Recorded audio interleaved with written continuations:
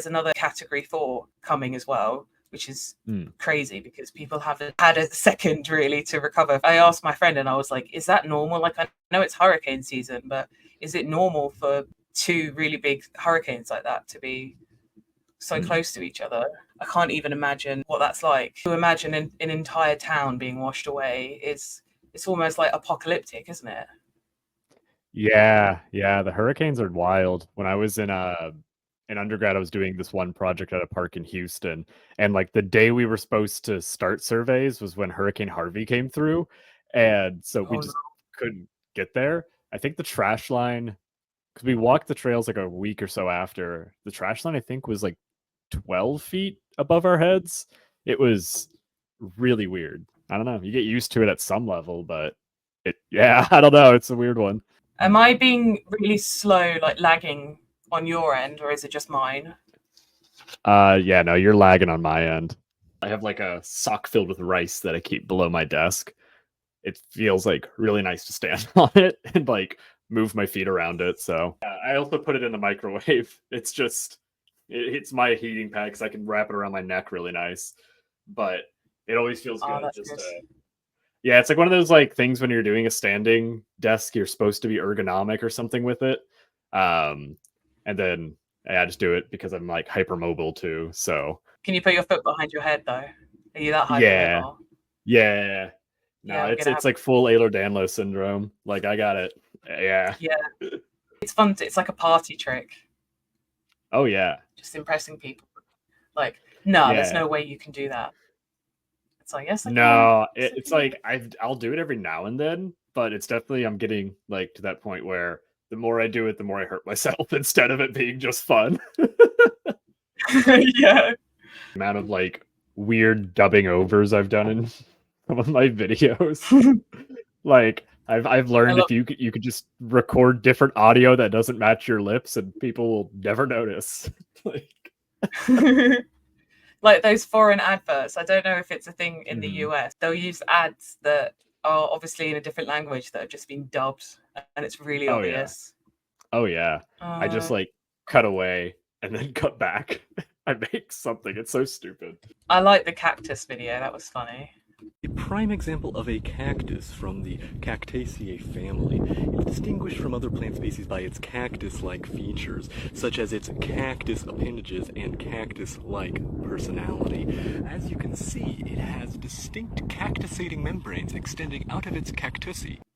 Oh yeah, I need to do more of those. It's been a while. I was like, how many times did you say cactus? So, one more big yawn.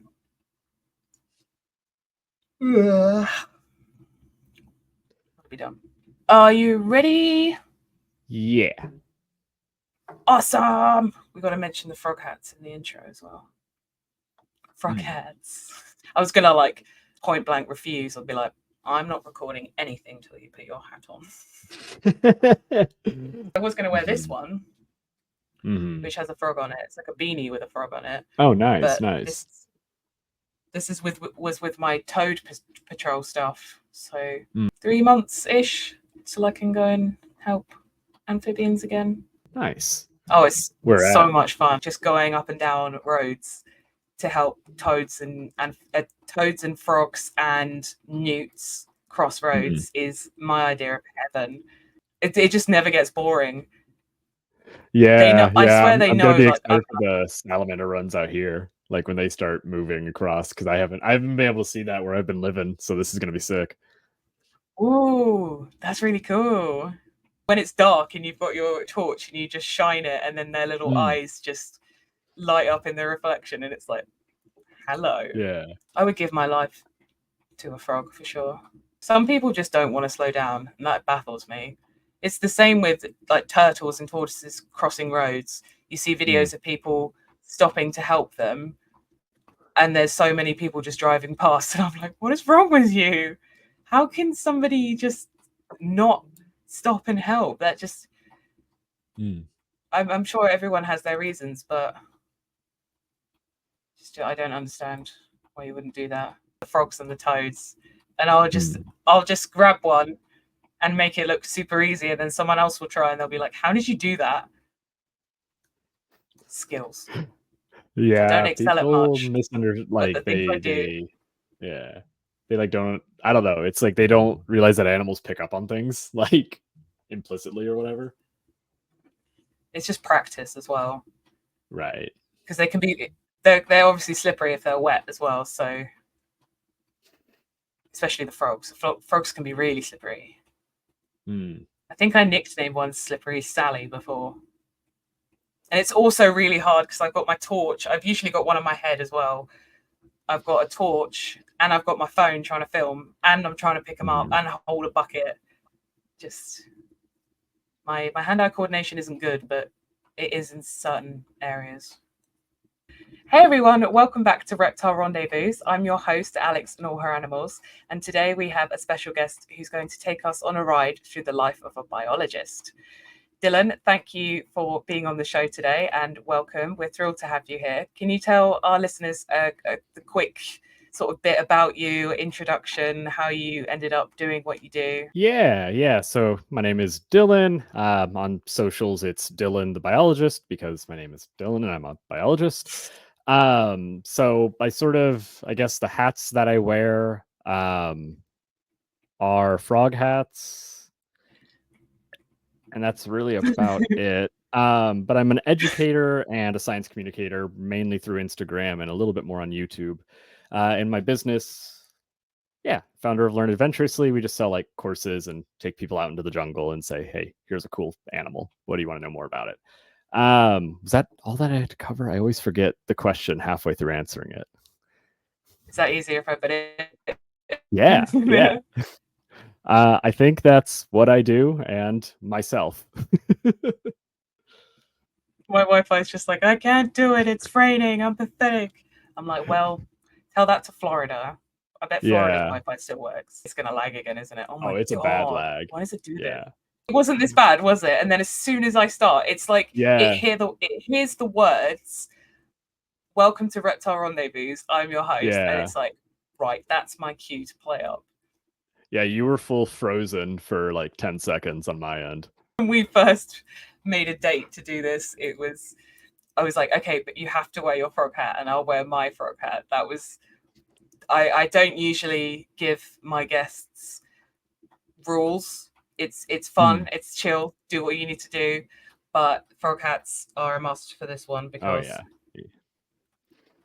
frog hats is always fun. We are both frog lovers. Oh, that reminded me of that post that you did when it was what was it when you hear someone talk about frogs when you turn around when you're on the bridge? That was so funny. I was like, it's me. We were just out and then there was algae on the bridge, so it was really easy to like slip and slide and whatnot. So we were like, hey, just film me doing this. I'll figure out the words later. I don't know how you can't like frogs. Like, each to their own. I get it. I know they're not adorable and beautiful to everyone, but it's one of those things that you just look at and you're just like, how though? How even the ugly ones are cute.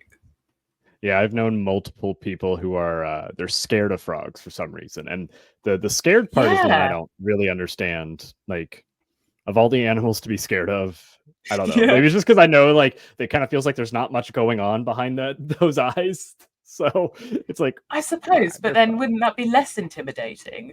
Like you've got the animals that are kind of like snakes and spiders and crocodile, like sharks. The things that are ingrained into us as a society through media and television as quote unquote scary animals that you should avoid and will eat you or attack you kind of thing. And you don't really see that with frogs. Frogs are usually just chill when they're represented. So I don't know where that comes from. I'm sure it's people just like fearful of toxins and poisonous frogs and all that. Just because they don't know. But or maybe like the wart, like that old wart wives' tale or whatever. It's the same with toads. They don't, and if people do know that cane toads are technically poisonous, but you have to either eat the whole thing or get them to excrete the bufotoxins and then ingest it. And it's also smoking smoking the toad bufotoxins, it's not actually recommended to smoke. It's better to like boil and ingest it like that. But I wouldn't recommend. But smoking, I don't know where the smoking thing comes from. Maybe it was just a different. Or sorry, it is smoking, isn't it? It's not licking. It's nothing will happen if you lick it. But it's the best way to ingest it is to either smoke or boil the toad. That was it. But again, I do not recommend. Please don't do this. No, you gotta do it through there's easier ways to get that, you know. Yeah, don't go licking random frogs and toads, you know. The really venomous snakes, it's similar, isn't it? That it's usually the smaller ones that look more innocent than the scary ones, if that makes sense. It's just like the inland taipan. Yeah. Oh yeah. Yeah, I'm trying to think because I guess a lot of the smaller ones they get like a cute factor going on. Because the hognoses are technically venomous. Yeah, I mean, if we get into like technicalities and technical, then it's like, you know, kind of argue almost damn near everything is. But yeah, exactly. It's like depends on how granular you want to get. I mean, like, yeah, if you have a fang that's actually injecting in some capacity, I'm like, yeah, okay, but even then, it's rear fang stuff. It's so difficult to get bit. Yeah, I mean, that's what the podcast is for, isn't it? To help people understand things like that. And if you do lick a toad, it's not going to do anything to you. And so hopefully that avoids people doing it. And always, be cautious because we don't really have anything venomous here. So, you know, we've got adders and grass snakes and legless lizards, but nothing that's really gonna hurt you. And the thought of just seeing a tortoise or something or a turtle out in the wild, like a snapper crossing the road, is just, that's something that is so cool because I've never seen it.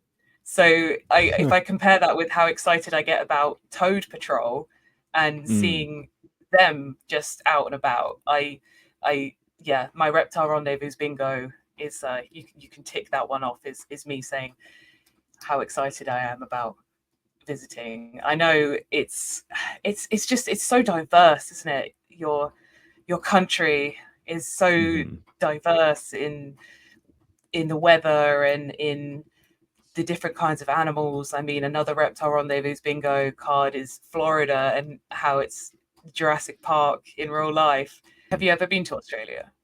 No, I've not been either, but I've been completely obsessed with everything that Mick Fullerton's been posting recently with the shinglebacks. So cool. I haven't seen them. Yeah, shinglebacks, I've never seen one in real life before, so to see one just out and about, it's going to be the most wild thing. Same with bearded dragons though, just out and in nature, just chilling, just living their lives. It's so cool. Just obsessed with it. Just obsessed. Have you got any cool native species at where you are at the moment? Yeah. So I'm out in North Carolina now. I just moved here a few months ago. And I moved here because it's the salamander diversity capital of the world. So it was like, cool. I just want to live where there's a lot of salamanders. And then, I mean, my biggest thing is like, I don't know. I really like timber rattlesnakes. That's something that I kind of was really happy to move out here because I lived out west, out of their range. And I used to live in Texas, but I never found one while I was living in Texas. Yeah. Texas, so now it's like snakes. Yeah. Now Texas is where I really like got into like herping and all that. So it's where I grew up. Yeah, it's a great place for herping. I know Andrew at Wild Attractions is where he kind of goes between, and Jack, I'm sure Jack's World of Wildlife is Texas as well. And the stuff that Andrew posts is just, you just see like catching all sorts of cool things. It's just, it's amazing. I wish we had the diversity. I love me a rattlesnake. Are you just laughing at the delay? Yeah, the delay is like it's always like it's always that awkward amount of like, okay, wait. It's fine. I can just cuss it. I mean, I've said it before. I said it, I think in the last episode that I recorded. Sometimes it's really choppy, because I'll start saying something and then there'll be a delay, but then I've moved my head over here in the second part of whatever I'm saying. So it'll be like, this is the first part, and then this is the second part. Just yeah, it did the thing where it like squished all the words together and said it really oh yeah, fast. And I was like, oh yeah, or a robot noise. Yeah. We were sort of, there's a couple of things that we actually we don't have that many questions, which is good. Sometimes I get a bit carried away and end up with about 20 questions, and then I'm sat here like I cannot decide which questions to use and which ones to ignore. But I know something that happened recently was obviously Hurricane Helene and the devastation that it caused, and how you made a post about how you can help with that kind of thing. So how can you help people looking for information, help, resources, and links in the aftermath of Hurricane Helene? Yeah. So what I did was I had a post that went up and I just sort of talked about what was going on with the hurricane. It's gotten kind of weird media coverage where either it just has been like downplayed. It's, one of the deadliest ones we've had. It's the most destructive since Hurricane Katrina. It's like, last I saw, it was like over 200 people dead, and it just wasn't getting any attention. So I just put together a post that someone leaves a comment, blah, blah, blah. It sends them a DM that just says like, here's links to the North Carolina, I think it's Department of Public Safety webpage that has like more resources. There's been a lot of like weird misinformation stuff that's been pushed out about the hurricane, which is just weird. So there was a few links in there that, hey, there's misinformation here, so we're going to correct it. There is funding, there is help. So yeah, a lot of it is really just like financial donations right now. The volunteering efforts, people say they want to keep it local just so that you're not having floods of people coming in to roads that are destroyed. No pun intended. But yeah, it's floods of people. I don't know if you did that. No, that wasn't intended, but yeah. Floods of people. Yeah, so it's but yeah, it was like it just happened a few weeks ago, and like I was supposed to be out in the field when it happened, and the main office is located right where the flooding is. So like I just got an email before this podcast, and they were like, we have power but no water. Looks like they won't have water that area for maybe 4 weeks is what they were saying minimum. So yeah, it's just I don't know. It's like a really devastating situation that I feel like a lot of people haven't really been able to follow as closely as they should. Yeah, and the joys of social media and the internet, there's always going to be some sort of information that isn't accurate, or someone posting something just for clickbait. Or was there a particular moment where you decided to do what you do? Ooh, that's a good one. It's a good one because like I do a lot of different things. So yeah, I mean, so if you look at like being a biologist, it was I grew up in a pet store, so I was like around animals a lot. But when I went to undergrad at Texas A&M, I was sort of unsure where I wanted to go. It was like, do I want to be a zookeeper? Do I want to go into wildlife biology? Do I want to do something else entirely? Blah blah blah. And so ultimately I got into like the research side of things, and I really fell in love with the science behind trying to understand these like these areas and these animals and these plants, and just something about it just really clicked with me. So from there I was just purely research focused, kind of in any capacity. So I don't know if there was an exact moment, but it definitely was that time period in undergrad where I was like, this is really all I could see myself doing. Now, how I've been doing that has kept shifting. So the science communication side and the education side, I've always done like education, always been into it. There's a video of me when I was like 15 or 16 in my family's pet store, like holding a tegu and showing a crowd of people about it and whatnot. Awesome. But I was on a camping trip in West Texas, out to the Guadalupe Mountains. And something, I was like really, really early on in my biologist career, and it was just kind of had like an 8-hour hike by myself to really think things through. And from there, I just decided I want to start an Instagram and do education. And it was more to kind of talk about conservation through this modern lens. I realized that all the conservation scholars and people that I knew that I was reading from, they were all 50, 60 years old. They were all like that's when their books were written. They're all long dead by this point. And there's been just sort of a gap from like Leopold to now. And I'm like, there's not really too crazy much in there.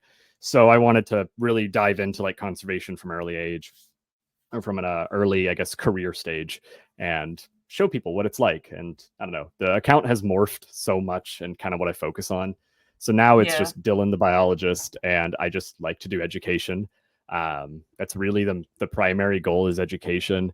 And now it's sort of transitioned into a business. And so I guess where that transition came from was just this idea of I kind of realized I was getting really disillusioned with staying in academia. I just finished a master's, and I was like, I don't really like this environment anymore. And then I don't know, I just saw sort of working my butt off for the next 15 years to do like a PhD and then a couple postdocs just to get like an assistant professorship if I'm lucky, in an ultra competitive field, and then still have a stupid amount of loans. And then just kind of looking and seeing like they get paid to teach, they get paid to do admin. I was like, well, I could probably get paid more teaching people myself. So that's where I started my business. And now it's just kind of a work training thing. And just using that to like fund my own biology research. So that's sort of that's basically like, I guess, 3 impactful moments that made me do what I'm doing now, which is too much. So always go hard or go home. It's always it's just push yourself so hard and then don't give yourself a break. But then I don't know why we do it to ourselves, but no, I'm like in the post burnout phase right now, like trying to recoup my efforts. As you said, you like to teach people, so what do you like to help people learn about? Oh gosh, it's a lot. It is a lot.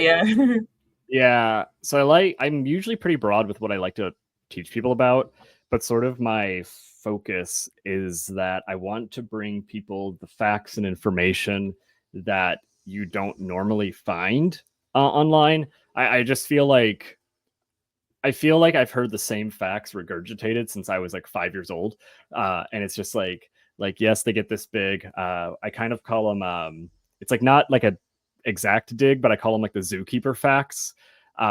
It's the which like it's totally a thing where it's like, this is the antelope, it gets this big, it weighs this much, it lives here, and it's like those are the only things that are important about the animal. And I'm like, every single living creature on this earth is a story of millions of years of evolutionary history, and those stories are super fascinating to me, but they're really never shared. So it's sort of I want to take people down stories, not just snapshots of an animal in this exact moment.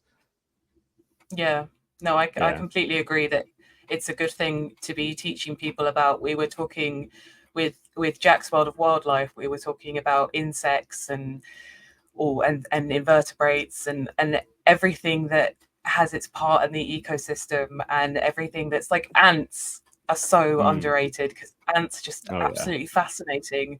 And the other day I sat in the garden just watching a spider make its web, and it's one of those things that you just need to sit down and like look at how intricate things are, and how even just a spider making its web, how much that just makes you. I don't know. I'm sure it's not the same for everyone, but I just found it so grounding. There was something about it that just felt so natural and beautiful, that it was just stunning. And again, how clever ants are, and all their colonies and what they do and things. The one that comes up a lot is the gopher tortoise, because that has such a massive. I was looking it up. I've got a tab because I wanted to learn more about that, because it like that their burrows, it's not just them burrowing, like the effect it has on animals, that is just it's amazing. And yeah, I like facts that, especially interesting ones, because we were talking about how if you feel more personal to something, it's a lot less scary. So one of the examples was people won't find I guess a sea sponge doesn't necessarily look intimidating, but you think, oh, SpongeBob or a panda is cute and fluffy, or Kung Fu Panda, like you have that association in your head that you think that's a positive thing. But then with spiders and crocodiles and, you know, the more scary looking things, quote unquote, you just have that negative impression of. And if you learn, I can't think of a fact off the top of my head because that would be far too easy, but if you sort of learn more about them and behavior and things that they do, and just understand that they're living their lives, just trying to just live every day, that it helps people understand that they are just creatures at the end of the day, just trying to do their thing. Yeah, it's that like understanding, because I used to be like scared of everything outdoors. It's just something that always affected me. And then like, yeah, it was wild. I don't know. It's like I knew a lot, but then it was like what I knew, which is, you know, like why media matters, I think, is something I like really focus in on, because it's the perception of how we talk about snakes and spiders and creepy crawlies in the night that makes like kids scared, raised scared. And I grew up in that like early 2000s, late 90s Animal Planet, where it was reruns of Crocodile Hunter, but they were pushing like the most extreme animals, like top 10 deadliest. Like it was only like how can nature kill you? That was the only thing it focused on. And it like really messed me up when I was a kid, because that's how I saw nature, as this thing that is there to kill me. Now I'm just scared of, you know, responsibility and being an adult. So oh, that never goes away. That's the most terrifying thing. Yeah. But it's interesting how you say that, because that's one of the main things for the podcast, is to help people look at things that they might deem scary. And even one spider that's not squashed is better than, you know, a step forward is better than a step back, kind of thing. Right. So just one person to be like, oh, maybe I'll think about not squashing that ant or that slug or whatever it is. That's a win for me. So yeah, no, I mean, definitely. I want to help them all, but you gotta start small. Right. I can't remember who I said. I think it might have been Greg Seltelhaven. I think I said to him, I wish I could just put a big hologram in the sky, just saying, snakes aren't going to chase you, and just leave things alone. And I can't remember exactly what it was, but just to tell everyone, just to get the message across, and be like, aliens are attacking us with information. Well, if the aliens say it's real, then yeah, that's the new viral marketing campaign for I don't even know what, but that would be cool. That would be. I wonder how much. If you think how much like the Las Vegas Sphere costs to advertise on, I think the Sky would be. I don't even know. I don't know. That's just a tangent. That's just going to be that needs a bit more thought than a tangent can hold. Yeah. Tell us about your research. Yeah. Again, so my research is fairly varied at this point. My background is in just hardcore ecology, so lots of surveys for a variety of wildlife, mainly reptiles and amphibians. But I've been known to do some bat work and bird work and kind of wherever I need to be slotted. But most of it is down in Belize. So there's a couple projects I've been helping out with there. There is rated telemetry of white-lipped mud turtles. There's a project I'm looking at where we're trying to see, there's these two frogs that are very likely hybridizing. They definitely are if you go on like morphology and whatnot. So I've been collecting tadpoles throughout the hybrid zone, trying to figure out if we can detect hybrid tadpoles. Eventually, we want to get some like grants to do genetic work on that. But that's something that I've been doing. Yeah. So basically, I started in Belize like years ago as an intern at the Toucan Ridge Ecology and Education Society, and then came back as like an intern coordinator. And then I've just been doing projects with them ever since. So yeah, it's been a lot of smaller projects while I've been in the midst of a master's.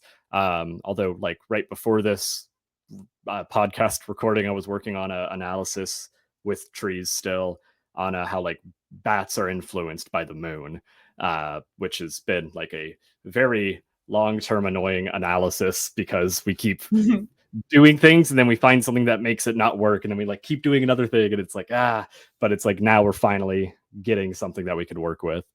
But yeah, my master's research though was completely different. I really went into it just to learn like I see a master's as just purely training. And I went in to learn about like coding, statistical models, and evolutionary theory.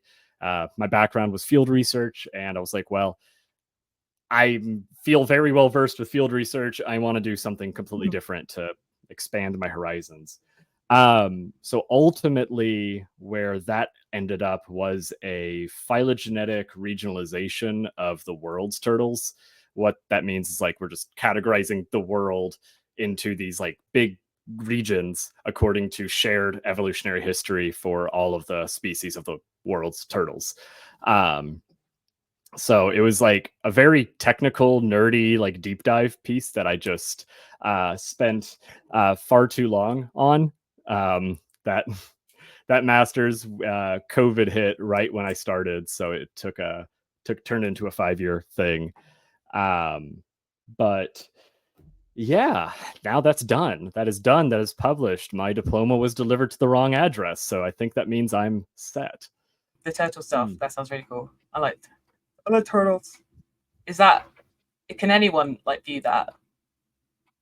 Do or view? Is that like published? It is currently in a repository. So it's been through like the canals of the university, I guess is the way. But I've taken a step back from trying to get it actually published in the journals because I needed to just like decompress for half a year after the master's. So it's like it will be. That's fair. I'm pretty sure the thesis is viewable. I just don't know the link at all. So it's like cool. That.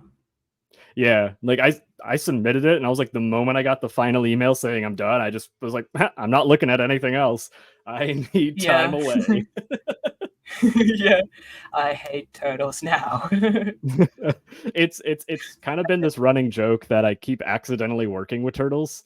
Like I really like amphibians, and then it was undergrad. I'm doing research. I'm like going to the tropics, and I'm doing turtle work.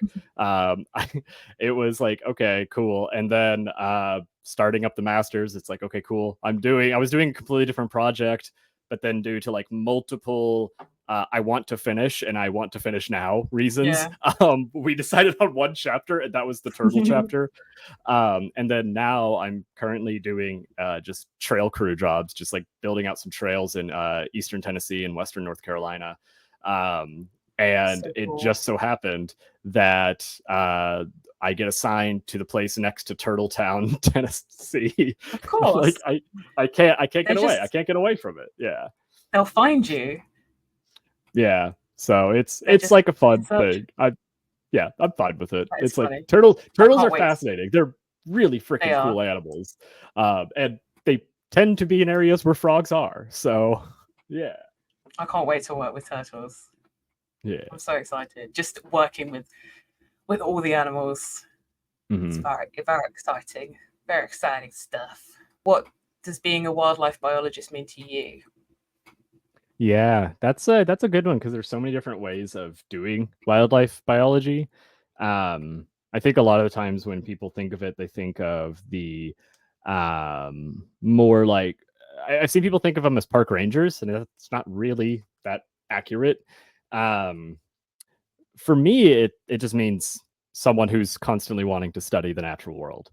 I definitely don't believe in the ideology that you need a degree to be a biologist. I 100%. think yeah, that's something that's always frustrated me. The Yeah. ivory tower-ness sometimes is so dumb. Because most of the biologists like I work with outside of the US don't have degrees. They just know way more than you. That's like the reality of it. Yeah. So it means a lot to me personally, though, just because it was sort of the thing that I've just been working on it for like 10 years now, like just being a biologist for 10 years. And it's like constantly up and down, right? It's a roller coaster. It's never a straight path. Right now I'm in like a weird, like in between stepping stone phase and having to be like I need to like step back for my own like good and my own finances and everything. You know, so and that's sort of the nature of it, because it's not there's not many permanent positions, and the ones that there are super super super competitive. So Yeah. I think for most people it is like a temporary thing. It's a seasonal gig. It's doing it when you can, how you can, and however you can. But for me it's also the only thing that I can see myself doing, and if not, then I'm gonna be I don't know, I'm always doing research in some way. And I don't know. It's like hard for me to always quantify that properly, because I see it from so many different angles. Yeah. Like I see the analytical side, I see the research side, I see the advocacy side, and I think you kind of need all of it to be a wildlife biologist to me. But yeah. Yeah. I was saying I understand what you mean, because we cover so many different topics on the podcast, and conservation, preservation, information, education. It's very, yeah, it's very very broad. So it's hard to ask a question, because I completely understand the broadness the the term. And I mean, biology or biologist itself is a pretty broad spectrum, because then you've got like the subsections, and then they sort of have their subsections. So it is kind of difficult to explain, because when I'll reach out to someone asking if they want to be on the podcast, it's like, okay, well, what should we talk about? And it's, or what is the podcast about? And I'm kind of just like, so many things. Yeah, it's like you can have a biologist whose project is nothing but theoretical petri dishes that were coded in an R or Python or something, and then in the same room you'll have someone who's doing field work on islands, like collecting the number of hummingbirds that fly between. It's like it's such a varied Yeah. field, but Yeah. there's as much like separation as there's also like stupid amounts of weird overlap that you'll have. And that's what I think makes it fun, right? You can really hone in on a singular particular topic, Yeah. but you can do so with such a variety of systems and questions and ideas. So yeah, it's like I really like the spot I'm at right now, being very programmatic driven. I love the coding for some reason that just clicks with me, but combining that with the field methods, like I really feel like it gives me a unique perspective to analyze things with a really good lens. Is kind of how I like to put that. Yeah. No, that's good. That's a good way of putting it. I need to actually make an introduction kind of video of me just saying, hey, it's Alex. This is an introduction to the podcast, and this is what I aim to do, and just explaining everything, because that would make my life a little bit easier. But I haven't got around to doing it yet. So, because then people can just use that as a go-to, instead of me every time someone asks what's the podcast about, just me kind of going, loads. Yeah. It's hard. It's hard to like niche down what like and defining yourself and your projects is hard. It's so hard. Yeah, because I want to say how much education and spreading the word about misconceptions, and that we need to respect animals, but then how you can connect with nature, and learning about different things, and all of the things that come with that. And yeah, conservation, preservation, education, it's all, as I said, there's so many branches off of just that. It's I usually just like to say, well, what do you think are your sort of specialty subjects? Because although I sometimes think it's going to look like I've not looked this person up, you know, and researched them, but I like to hear it in people's own words, like what should we cover, what kind of questions, what do you want to talk about? Because then I know that they're really going to feel comfortable and engaged in the conversation, rather than me just picking out a wildlife biologist, educator, researcher. It's really personalized, and then we end up getting like better, more engaging content anyway, because you're talking about it from your point of view, kind of thing. So, we can talk about this, or I'm doing this at the moment, so we can do that. And yeah, it usually goes pretty well when I don't accidentally end up making 10,000 questions and then not knowing which order to put them in. So where can we find you online? Yeah, so you can find me on Instagram at Dillon the Biologist, and on YouTube at, I think it's also Dillon the Biologist, or at my website, learnadv.com, which is just learn adventurously. So, yeah. Awesome. Thank you so much for your time today. It's been a blast. I've had so much fun just sitting down with you and being silly and wearing our frog hats. Thank you so much to the listeners for tuning in. Don't forget to subscribe and leave a review and check out all the other episodes. And until then, stay wild. Woo!